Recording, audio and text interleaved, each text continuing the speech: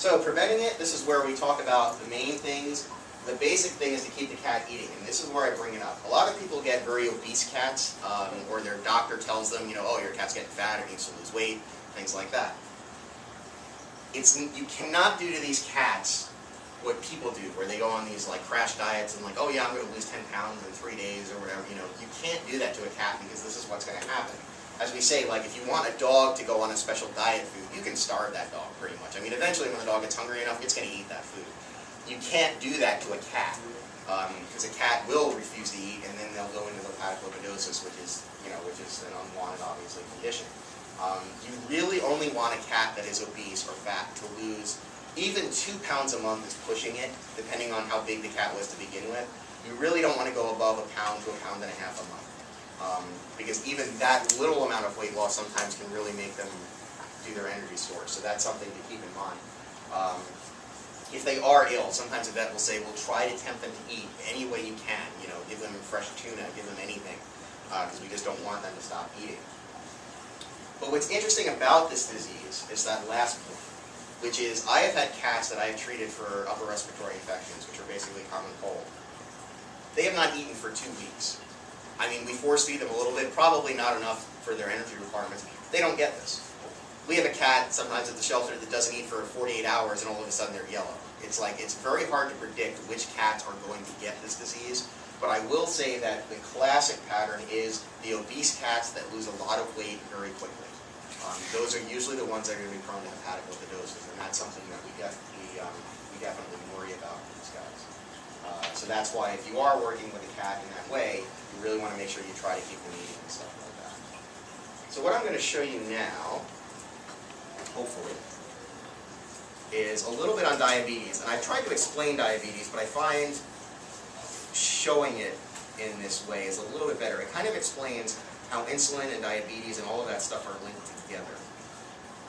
And hopefully this will work.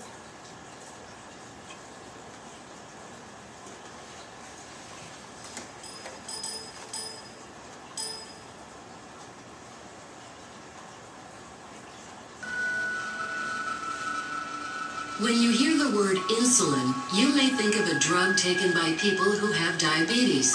While this is true, what you may not know is that insulin is one of the many hormones created in the human body. Insulin is important to the body. It allows blood sugar, or glucose, to get into cells to provide them with energy. When you eat, your body breaks down food into glucose in your small intestine. This is your body's source of energy for everything it does, from working and thinking to exercising and healing. Glucose travels through your bloodstream, looking for individual cells that need energy. For glucose to get into the cells, it requires insulin. Insulin is the key that unlocks cells for glucose to enter and deliver energy. When insulin arrives, it signals the cell to activate glucose transporters. These transporters pull glucose through cell walls. When glucose moves into the cell, it delivers energy.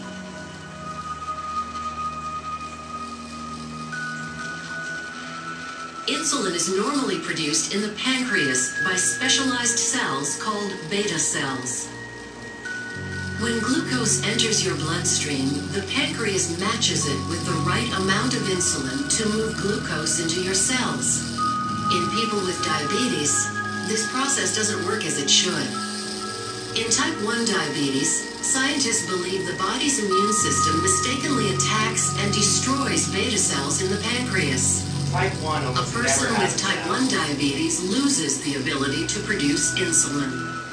In type 2 diabetes, the pancreas is not producing enough insulin to meet the body's needs. Over time, the amount of insulin typically becomes less and less. This is what happens in animals type 2. In some type 2 diabetes patients, cells build up a resistance to insulin. Even though there may be insulin in the bloodstream, it is not enough to unlock cells to allow glucose to enter. As a result, it takes more insulin to find the right key to unlock the cell for glucose. This makes it more difficult for cells to get the energy they need. When glucose can't get into cells, either because there isn't enough insulin or because the body is resisting it, glucose begins to build up in the bloodstream. As a result, all that energy is wasted. It does not get to cells where it is needed. Without glucose in your cells, they lack the energy they require to keep your body working. To keep glucose from building up in the bloodstream, an external supply of insulin may be needed.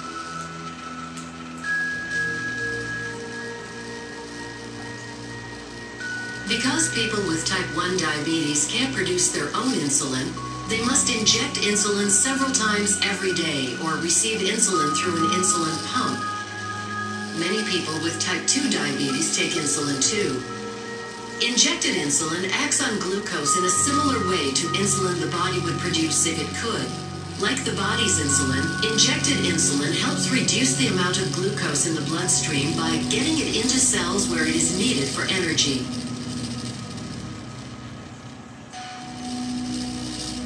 Talk to your doctor to see if insulin might be right for you. Use our discussion guide to help lead that conversation. So that the rest of it goes into, obviously, that was made by a drug company that says, then come buy our insulin. But they think that type 2 diabetes happens mostly in obese animals, and usually that's when you see it. Fat cats are like the poster child for type 2 diabetes.